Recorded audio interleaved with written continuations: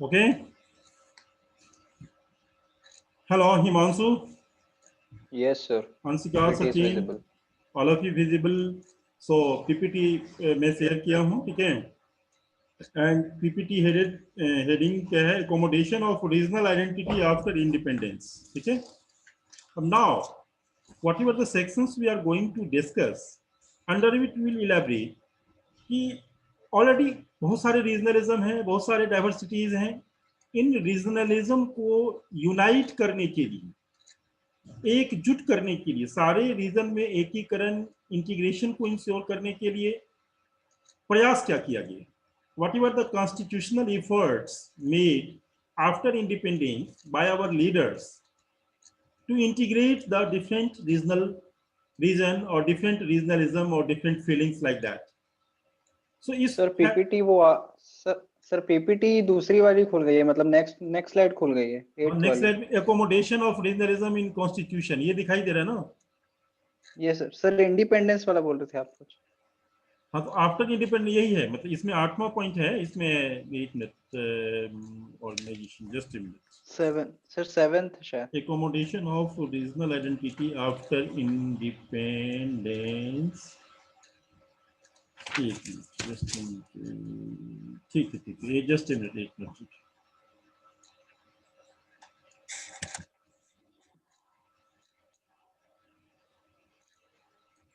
Yes, ठीक है. Yes sir. Yes, this is it. Yes sir. So ultimately here from a next juncture है regionalism topics का. यहाँ से हम देखेंगे कि जो इतने सारे रीजनल डाइवर्सिटीज हैं, रीजनलिज्म है, उसका यूनिफिकेशन कैसे किया. सारे रीजन्स को एकजुट करने के लिए भारतीयता का स्पिरिट ऑफ इंडियानेस कैसे आया. संविधान, constitution and related features will discuss the efforts made after independence, ठीक है. So accommodation of regional identity after independence, पहला जो ये हेडिंग है, इसके अंदर में देखेंगे 3-4 पॉइंट हैं. पहला, स्टेट रीऑर्गेनाइजेशन एक्ट 1956. 1956 में स्टेट को रीऑर्गेनाइज करने के लिए, फिर से गठित करने के लिए जो एक ये चीज बना था, एक्ट बना था, उसके तहत 14 स्टेट बनाया गया. पहले 14 स्टेट का निर्माण किया गया on the basis of language. So simply, under this act, the first 14 state created in India, जिसमें कि तमिलनाडु, कर्नाटक, महाराष्ट्र, ये सब सारे जो बड़े स्टेट हैं वो सब जो आए. पहले महाराष्ट्र और गुजरात एक ही था, पंजाब हरियाणा एक ही था, इधर आकर के फिर अलग किया गया. तो ऐसे 14 स्टेट बनाए गए. और 14 जैसे बंगाल, बिहार, उड़ीसा पहले एक ही था. 1911 में डिवीजन हुआ, फिर उड़ीसा अलग हो गए, बंगाल अलग हो गए. बंगाल बहुत बड़ा स्टेट था, नहीं. बंगाल का गवर्नर जनरल मतलब इंडिया का गवर्नर जनरल माना जाता था. सो दिस इज हियर कि दिस आफ्टर इंडिपेंडेंस ही उसको एक लिंग्विस्टिक आइडेंटिटी के आधार पर में एक सेपरेट स्टेटहुड का निर्माण किया गया, कि ताकि हर एक लैंग्वेज को, जो मेजर लिंग्विस्टिक ग्रुप है, उनको लगे कि हाँ, मेरा रीजन, मेरा कॉन्स्टिट्यूशन, कल्चर का एक रेस्पेक्ट हुआ है, सम्मान हुआ है. हिंदी स्पीकिंग बेल्ट को भी ऐसे ही किया गया, साउथ में भी ऐसे किया गया, गुजराती, हर एक भाषा को सम्मान दिया. Second point, organisation of north east state ethno religious and linguistic base. North east state जितने भी हैं, जो 7 सिस्टर, मणिपुर, मिजोरम, नागालैंड, सारे का डेवलपमेंट, सारे जो है आफ्टर इंडिपेंडेंस बने, ठीक है. इन सारे स्टेट का सब आसाम प्रोविंस के अंदर में आते थे. तो 61 में, कोई 65 में, कोई 71 में, कोई 78 में आसाम प्रोविंस से अलग हो करके सब इंडिपेंडेंट स्टेट बन गया, नहीं. आसाम से ही अलग होकर के अरुणाचल बना है, मणिपुर बना है, मिजोरम बना है आसाम प्रोविंस से, फिर नागालैंड बने हैं. तो इस तरह से जितने भी स्टेट हैं, मेघालय बने हैं, त्रिपुरा, ये सब सारे बने हैं. तो एक ये था कि वहां पे एक तो रिलीजन, वहां की ethnic identity, that is the tribal peoples हैं, वो एक ये भी कंसीडर किया गया. लैंग्वेज, वहां का रिलीजन, और वहां का जो ट्राइबल जो पहचान है, on the basis of that the state का the state constituted. Third point, formation of Chhattisgarh, Jharkhand and Uttaranchal, ये लैंग्विस्टिक बेस पे नहीं बना. दिस स्टेट इनके जो ट्राइबल बैकग्राउंड हैं, इनके जो जोग्राफिकल फीचर्स हैं, मतलब एक सेपरेट आइडेंटिटी रहा है, खास करके जनजातीय ट्राइबल डोमिनेटिंग है।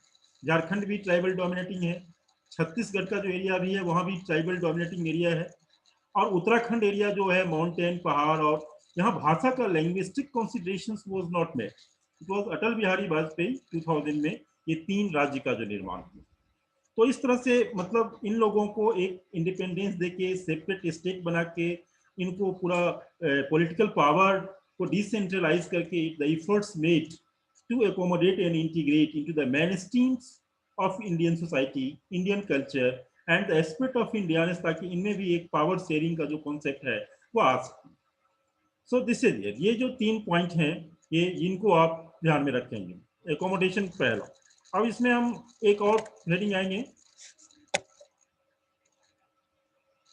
ये point, accommodation of regionalism in constitution, whatever the constitutional provision made that contributes to eliminate regionalism, और सभी रीजन को एकजुट करने के लिए आवर फेडरल स्ट्रक्चर जो है इंडिया का, उसमें क्या क्या फीचर्स हैं। फर्स्ट जो मेजर पॉइंट है, टेरिटोरियल मेजर्स। टेरिटोरियल मीन्स क्षेत्र के आधार पे, जोग्राफिकल चीजों के आधार पे जो स्टेट्स हमारे संविधान में है। पहला आर्टिकल है, India is A union of state. Means India जो है सब स्टेट को मिला के, यानी कि अलग अलग फूल को मिला के जो माला बनता है वह इंडिया है। माला, जो फूल का माला बनते हैं वह इंडिया है, और फूल जितने भी हैं वह स्टेट हैं। तो सिमिलरली यू नो कि आवर फेडरल स्ट्रक्चर में जो है 3 लिस्ट होते हैं, यूनियन लिस्ट, स्टेट लिस्ट और कंकरेंट लिस्ट। इस सारे में जो रेसिडुअरी पावर है वह यूनियन के पास होता है, और इवन की यूनियन चाहे, केंद्र सरकार चाहे तो स्टेट लिस्ट के जो सब्जेक्ट हैं उसमें भी कानून बना सकते हैं। ठीक है, तो कहीं ना कहीं से हर एक स्टेट को एक केंद्र से जोड़ा गया, मतलब एक इंडियाने से स्प्रिट से जोड़ा गया है कि सब हमारे यहाँ सिंगल सिटीजनशिप है। कोई छत्तीसगढ़ का नागरिक नहीं होता, कोई बिहार का नागरिक नहीं होता, कोई भारत का नागरिक होता है। सो ये सारे चीज दिखाते हैं कि जो अलग अलग रीजनल आइडेंटिटी है उसको एक ज्यादा प्रायोरिटी नहीं देके जो भारतीयता, इंडियानेस की जो स्पिरिट है उसको बढ़ावा दिया। आर्टिकल 3 एंड 4 ये creation of new state and alter the boundary of the state, इससे रिलेटेड है। हमारे यहाँ जो स्टेट नए बनते हैं या उनके बाउंड्री चेंज होते हैं वह इन्हीं आर्टिकल्स के माध्यम से होते हैं। केंद्र सरकार के पास ये पावर है कि ये इस आर्टिकल के तहत किसी राज्य का बाउंड्री बदल सकते हैं, नए स्टेट बना सकते हैं, उनके डिस्ट्रिक्ट बदल सकते हैं। सो ये भी एक दिखाता है कि हम सारे चीज़ों को एक पूरे भारत और हमारे संविधान से जोड़े हैं। फिर अपग्रेडेशन ऑफ यूनियन टेरिटरी 370 के तहत जो हमारे यहाँ जो था, जम्मू कश्मीर का अलग था, लेकिन अब 370 हटने के बाद जम्मू कश्मीर का भी लगभग वही स्टेटस आ गया जो बाकी स्टेट के हैं। अभी गवर्नर रूल है, फिर वहां पर में अब कुछ दिन के बाद चुनाव होंगे, वहां के भी चीफ मिनिस्टर होंगे, डेमोक्रेटिकली इलेक्टेड होंगे, हमारे आपकी तरह होंगे। टिल 370 जब तक जम्मू कश्मीर में था तो उनके बिल्कुल अलग थे, सबसे अलग थे पहचान, उनकी आइडेंटिटी, उनकी संविधान, कॉन्स्टिट्यूशन बिल्कुल एक अलग थे, नहीं। तो ये चीजें, इस चीज में अब बदलाव आया है 370 हटने के बाद, ये चीज ध्यान में रखेंगे। फिर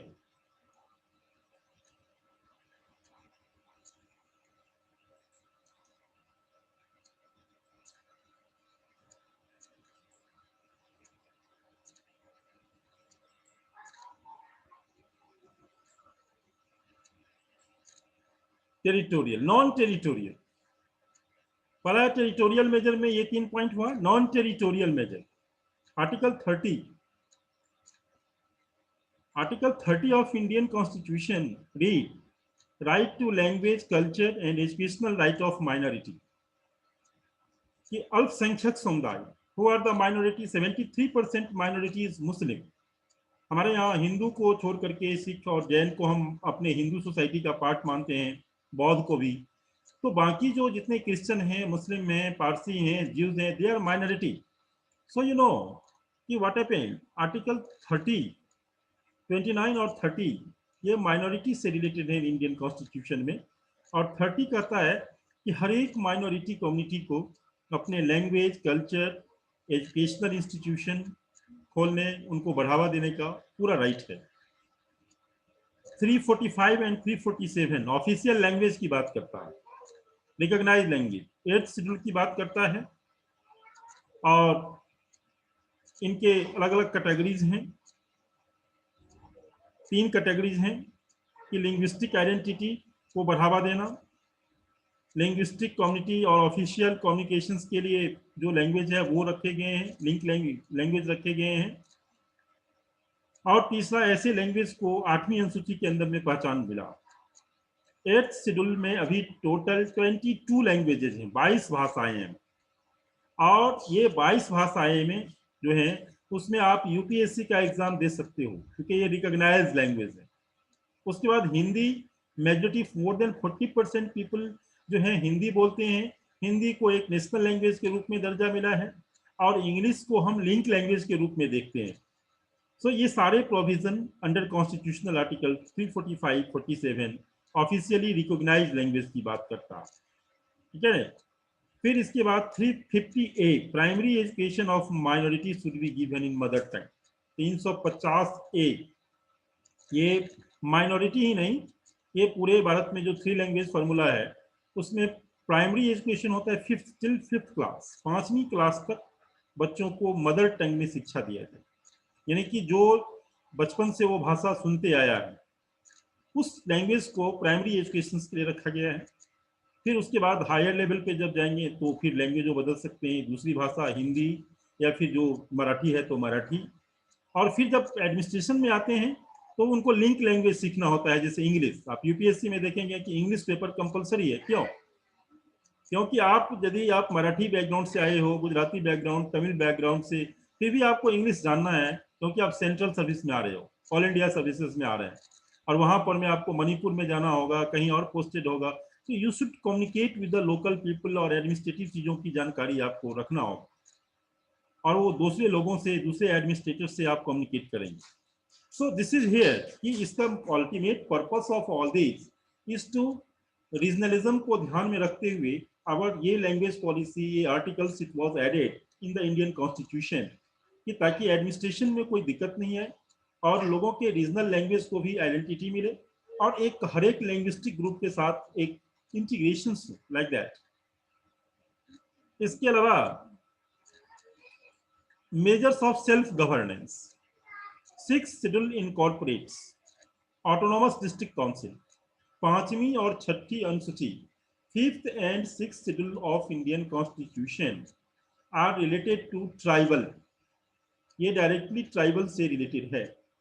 जनजातीय समुदाय जो हैं उनको स्पेशल स्टेटस, स्पेशल प्रोविजन, उनके कल्चरल आइडेंटिटी, उनके लिंग्विस्टिक आइडेंटिटी से जुड़ा हुआ है। 5th and 6th schedule of Indian constitution, इसमें ऑटो डिस्ट्रिक्ट ऑटोनॉमस काउंसिल, यानी कि इन ट्राइबल बेल्ट में जब आप जाओगे लाइक मणिपुर, मिजोरम, तो वहाँ जो ऑटोनॉमस डिस्ट्रिक्ट काउंसिल होते हैं ये डेवलपमेंट का मॉडल तैयार वही करते हैं।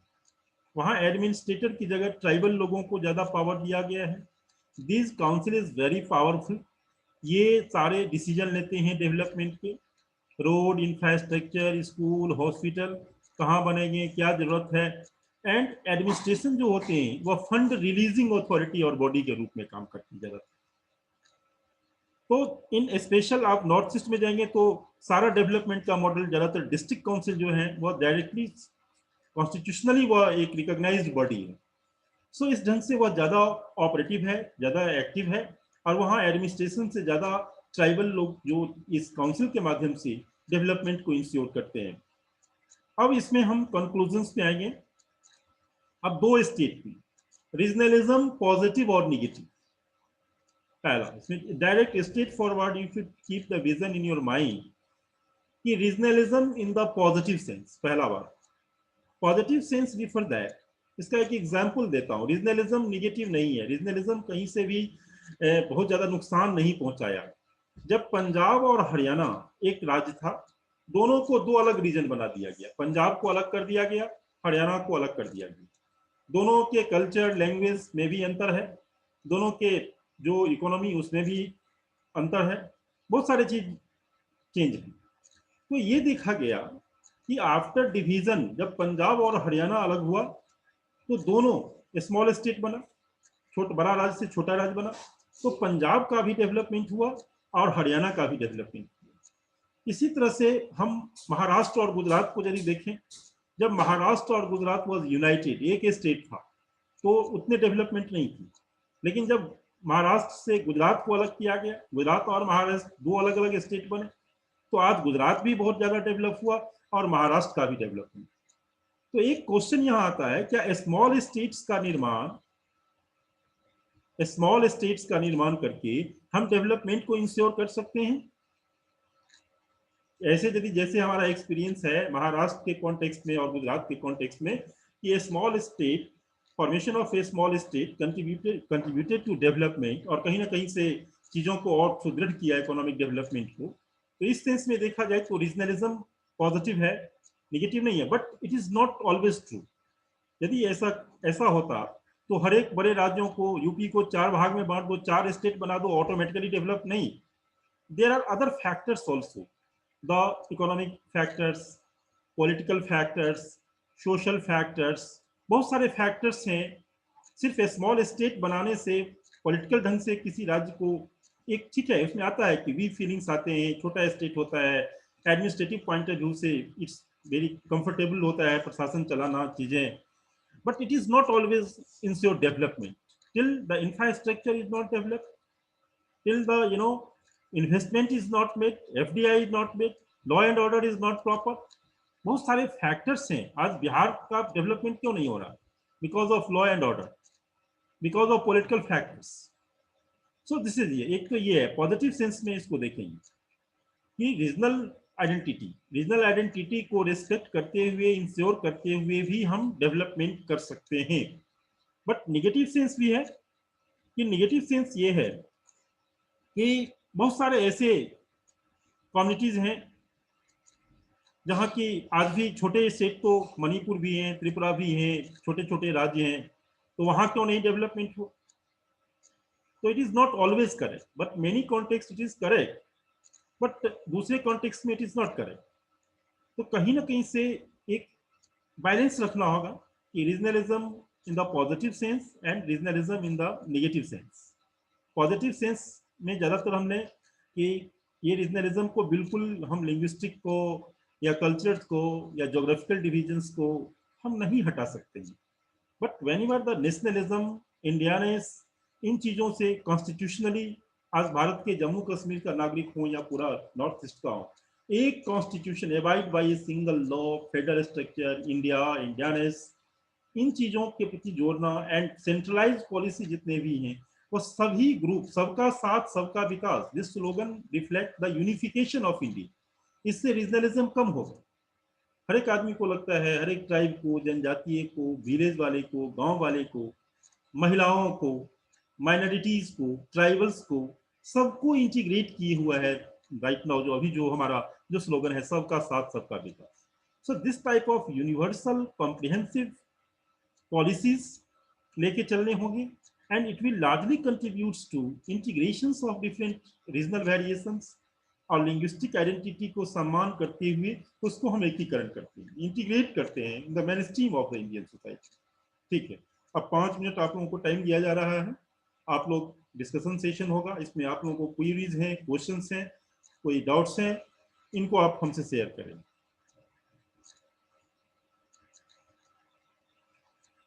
ठीक है, Himanshu, Anshika, Sachin, all of you,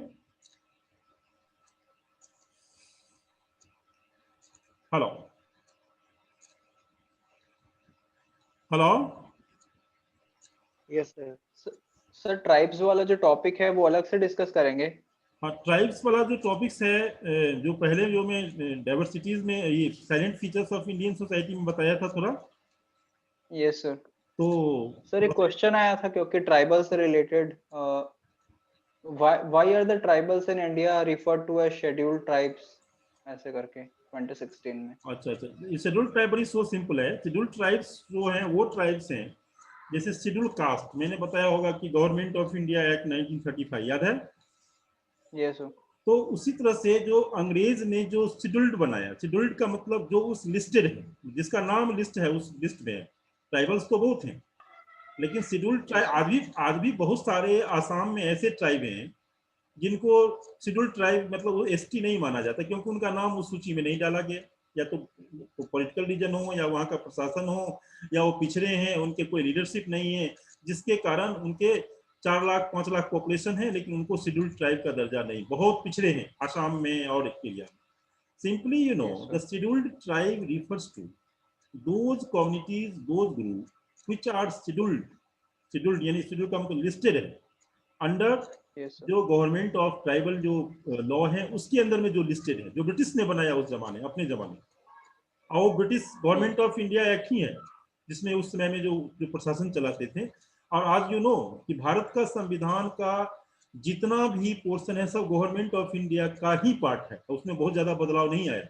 पूरे गवर्नमेंट ऑफ इंडिया एक्ट को भारत का संविधान बना दिया, थोड़ा बहुत चेंज आया, संशोधन होते हैं, ये होते हैं, वो होते हैं, और आज ये बहुत ज्यादा परिवर्तन। आप तुमको मालूम होगा कि 1861 का जो पुलिस अधिनियम है, पुलिस एक्ट है, वो आज भी वही चल रहा है। Change नहीं हुआ है. Yes, sir. Are you getting my points?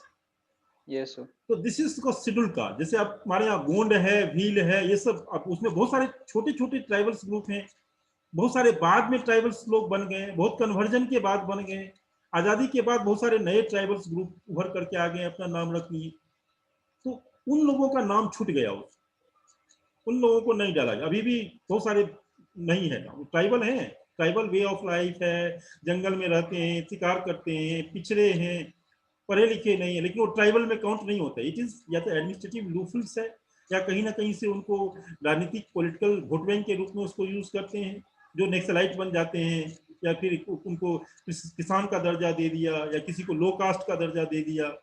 So it should be corrected. ठीक है, Yes, sir. अभी ये क्वेश्चन डिस्कस करें रीजनलिज्म, और जो होगा डाउट तो डिस्कस कर लेंगे एक बार। Tribal tribal very interesting section है, ठीक है नहीं? तो इसमें क्वेश्चंस क्या डिजाइन हो सकते हैं कि इसमें देखो यूपीएससी में जो क्वेश्चन आते हैं ऐसे आते हैं कि क्या डू यू थिंक क्या that regionalism in India, regionalism in India nationalism के डेवलपमेंट में बाधक है? It create many obstacles and problem in the way of nationalism in India, या स्पिरिट ऑफ इंडियनेस के डेवलपमेंट में बाधक है? क्वेश्चन ऐसे पूछ देते हैं। या ये स्मॉल स्टेट का निर्माण, जैसे पूछ देगा कि small state, do you agree that small state will contribute to development और रीजनल आइडेंटिटी मिलना चाहिए, और उससे क्या हम एक डेवलपमेंट मॉडल को हम ला सकते हैं स्मॉल स्टेट? एक क्वेश्चन आया था कि small state formation of a small state will contribute to development, just discuss, ऐसे क्वेश्चन आ जाते हैं। तो इसमें इन सारे चीजों को जो डिस्कशन है, एनालिसिस है, you should mention steps wise कि इसमें पॉजिटिव फीचर क्या है कि हम बिल्कुल हटा नहीं सकते हैं रीजनलिज्म को, उन्हें रीजन को, पहचान को, आइडेंटिटी की, कल्चर को लेके चलना होगा।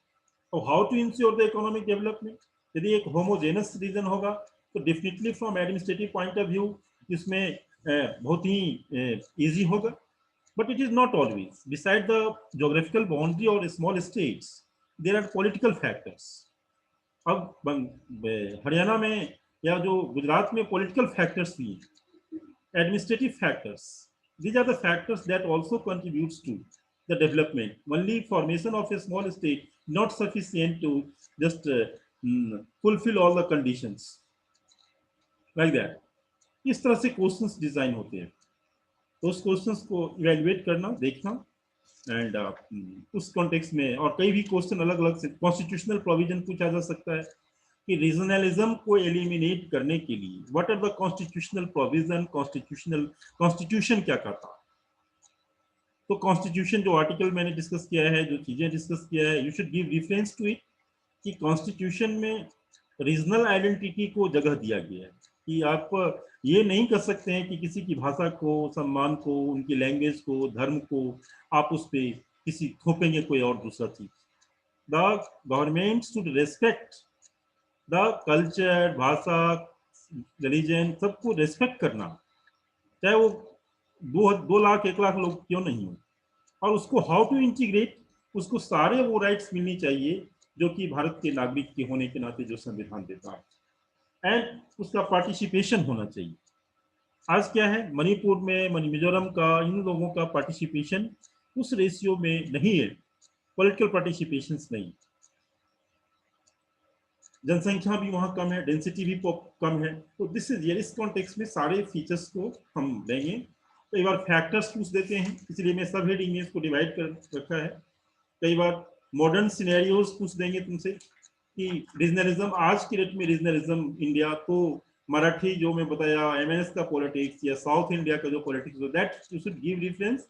एंड उसके लिए जो कॉन्स्टिट्यूशनली क्या वो लोग सही कर रहे हैं, मराठी बोल करके या फिर धमका करके हिंदी बेल्ट वालों का, या सिर्फ सेना जो सामना में लिखते हैं ऐसे भड़काऊ भाषण देते हैं, is it right? It is unconstitutional, unparliamentary, कहीं से भी इसको जस्टिफाई नहीं किया जा सकता, लाइक दैट। ठीक है, okay, yes sir. Anybody? Yes sir. अब हमको एक दूसरा चैप्टर में इन करेंगे, ठीक है? आप लोग एक इस यूनिट को देखना, आपको रीजनलिज्म जो मैं बुक रिकमेंड किया हूँ, you should follow that book. और टाइम टू टाइम इस पे हिंदू में भी आर्टिकल्स आते हैं, यू शुड फॉलो इट। और जो रनिंग मटेरियल्स है वो आप लोगों को मैं बताया हूँ, भेज दूंगा, ठीक है? नहीं अभी नहीं भेजा हूँ, बट अभी क्लास चल रही है तो भेजूंगा, मटेरियल भी आप लोगों को प्रोवाइड किया जाएगा। अब हमारा जो नेक्स्ट टॉपिक्स है, चैप्टर्स जो हम इसमें इन करेंगे, वह हमारा होगा communalism. Understand? Just a minute.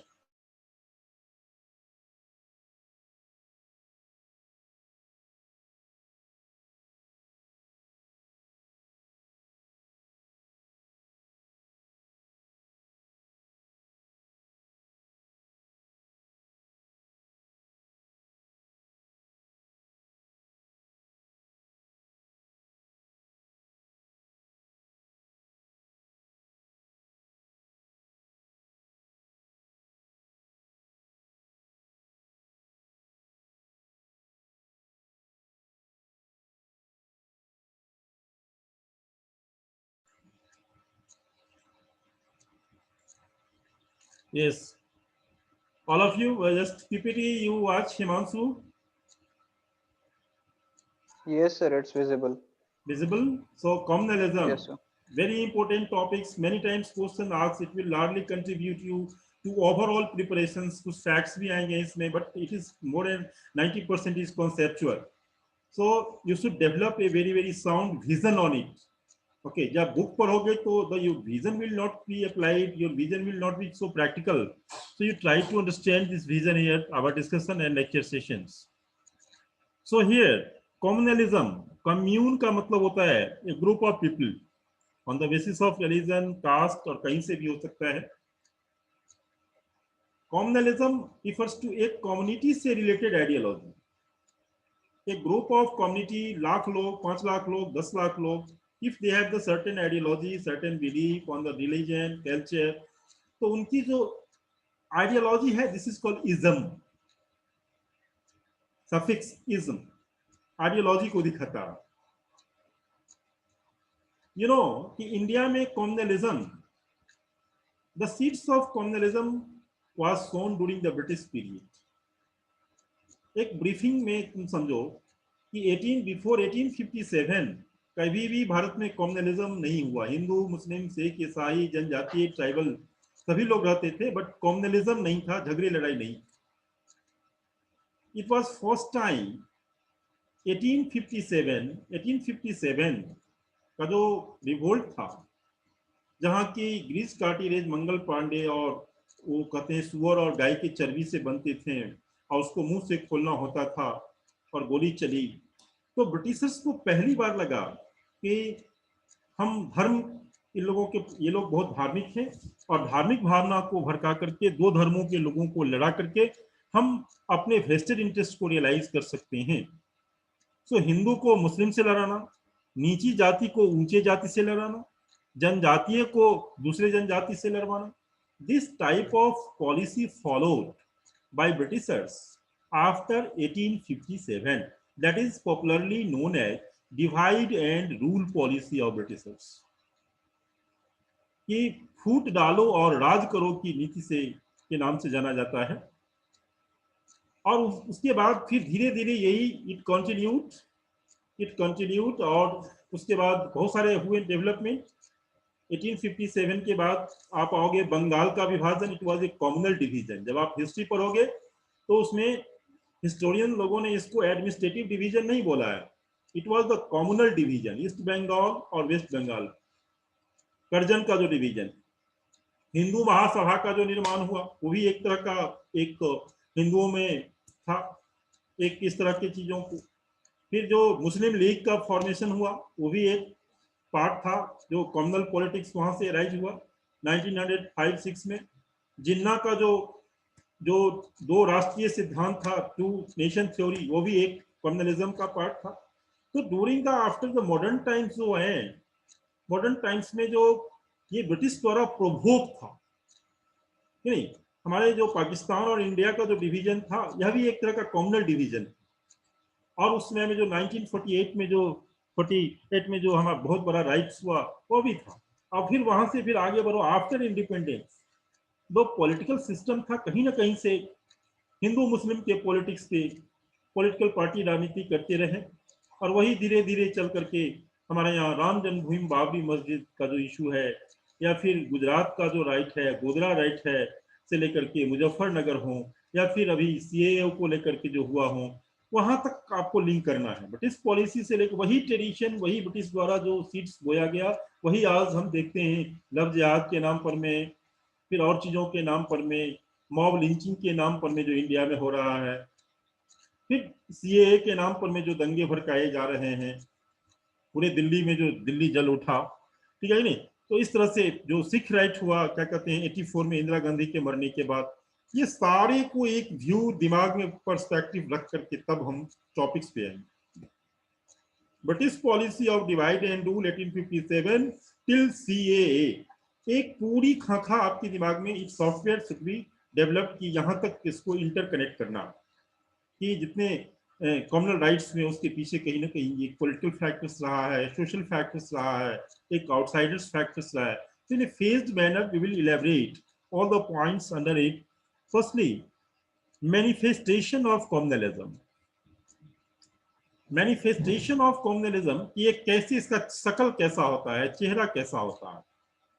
तो first point, tendency of socio religious group to maximize one socio economic and political interest on the cost of others. कोई भी धार्मिक समूह जब दूसरे के अपने कॉस्ट पर अपने इंटरेस्ट को रियलाइज करता है तो वहीं से कम्युनलिज्म पनपता कि हिंदू चाहे कि हम मुस्लिम को दबा करके कोई चीज को हम हासिल कर लें, या मुस्लिम चाहे कि हम हिंदू को दबा करके कोई चीज, या सिख चाहे कि हम झगड़ा लड़ाई करके खालिस्तान बनवा लेंगे और हम एक अलग सिख आइडेंटिटी को हम आगे बढ़ाएंगे। तो दिस इज इट कि जब भी कोई कल्चरल ग्रुप या रिलीजियस ग्रुप इस ढंग से सेल्फ के लिए स्वार्थी होकर के अपने आइडियोलॉजी के लिए काम करते हैं, रिजिडिटी के साथ काम करते हैं, तो इससे कम्युनलिज्म को बढ़ावा मिलता है। और ज्यादातर ऐसे ही कम्युनलिज्म भारत में देखने को मिलते हैं। Second point, it reflect anti social greed and reactionary outlook. Anti social greed, anti social एक दूसरे के विरोधाभासी होते हैं, कहीं ना कहीं से समाज में ज्यादा प्रतिष्ठा पाने, अपने वर्चस्व को दिखाने, अपनी ताकत को दिखाने, दूसरे जो डोमिनेंट कल्चर के सामने में अपने आपको एक जो इंफीरियरिटी फीलिंग करते हैं, वह एक रिएक्शन फॉर्मेशन के रूप में आते हैं। अब अभी कहते हैं जो भाई सीए लाया, हमारे यहाँ 370 हट गई, तो इन लोगों को कहीं राम मंदिर भी बन गया। तो एक माइनॉरिटी कम्युनिटी में रोष था कि हिंदू लोगों का सारे लक्ष्य रियलाइज हो रहा है, और वो बड़ी एग्रेसिव रूप में उन्होंने सीए में उन्होंने एक्शन किया और क्या कहते हैं आंदोलन किया और बहुत तोड़फोड़ की, दंगा पे उतर आए। तो एनालिसिस ये कहता है कि कहीं ना कहीं उनमें एक रिएक्शनरी आउटलुक था, इन सारे चीज उनमें चल रहे थे। एनआरसी सीए में जो हुआ उसके पीछे राम जन्मभूमि मंदिर और क्या कहते हैं 370, ये सब चीजों को लेकर के राजनीति हुई और फिर वो बहुत ही आक्रामक होकर के उन लोगों ने रिएक्शन किए। तो एक रिएक्शनरी आउटलुक का मतलब होता है कि आपने, हम राम मंदिर बना लिया, हम घूम रहे हैं, 370 हटा लिया, हमने कुछ नहीं बोला। अब सीए हमारे ऊपर 3 तलाक का नियम, हलाला सबको ले आया, हमने कुछ, फिर कहीं ना कहीं उनके अंदर था कि ये सब नहीं हो, और फिर एक रिएक्शन के रूप में बड़ी लार्ज स्केल पे उन्होंने दंगा पे उतरा। नेक्स्ट पॉइंट है, it develop during the late 19th and 20th century. कि कॉम्युनलिज्म वही जैसे मैं बताया 1857 के बाद से डेवलप हुआ, और 20th सेंचुरी में भी इसको बढ़ावा मिला। बंगाल डिवीजन, हिंदू महासभा और जो जो चीजें बताया उसको एक ऑर्डर में देखेंगे। फिर socio political communities based on religion. इसमें क्या होता है कि एक तो सोसाइटी के लोग होते हैं, उनकी पॉलिटिकल आइडियोलॉजी होती है, और वह रिलीजन बेस्ड होते हैं। कहीं ना कहीं धार्मिक ग्रुप होते हैं, और ये धार्मिक ग्रुप जो होते हैं वह इनको लेकर के क्या होते हैं, बहुत ज़्यादा सक्रिय होते हैं अपनी आइडियोलॉजी को लेकर के। और भारत में देखा गया है कि मुसलमानों के साथ ज़्यादा अक्सर होता है, क्योंकि माइनॉरिटी में 73% पॉपुलेशन उनकी है, और रिजिडिटी बहुत ज़्यादा है। सर सैयद अहमद खान इस्टेब्लिश्ड अलीगढ़ मुस्लिम यूनिवर्सिटी, उन्होंने मुस्लिम समाज को मॉडर्नाइज करने की कोशिश किया, मॉडर्न एजुकेशन लेने के लिए कहा, लेकिन इन लोगों में धार्मिक रिजिडिटी, कट्टरपंथीता इतना है कि फ्लेक्सिबल नहीं है अपने लॉ को लेकर के, अपने डॉक्ट्राइंस को लेकर के, मॉडर्नाइज नहीं है। मदरसा एजुकेशन में अभी भी ट्रेडिशनल रिलीजियस एजुकेशन दिया जाता है। This is the reason that backwardness है, चीज़ों को समझ नहीं पाते हैं कि सीएए में क्या है, फिर वो रिएक्शन करते हैं एग्रेसिव फॉर्म में, और एक दंगे भड़कता।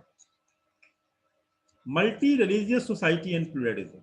There are more chances that if the society like India is a multi-religious or plural society, means so many religions coexist together, Hindu, Muslim. So in this society, such type of things is more probable. There is more chances that the occurrences of communal violence is very, very frequent, because multi-religious society है। आप लोगों को फिर 1 minute के अंदर में link fail होगा, फिर मैं लिंक भेजूंगा, फिर आप कनेक्ट होंगे। और getting my points all of you? Hello? Yes sir. हाँ, तो आप ये मत समझना कि कट गया मेरा लिंक, अभी 1 मिनट अभी और काम करेगा, ऑटोमेटिकली कट जाएगा, मैं लिंक भेजूंगा, you should be connected. So this is it, multi religious society India में, on the basis of religion, on the basis of culture, on the basis of language, जो diversity मैंने discuss किया था उसी को आप इंटरकनेक्ट करेंगे।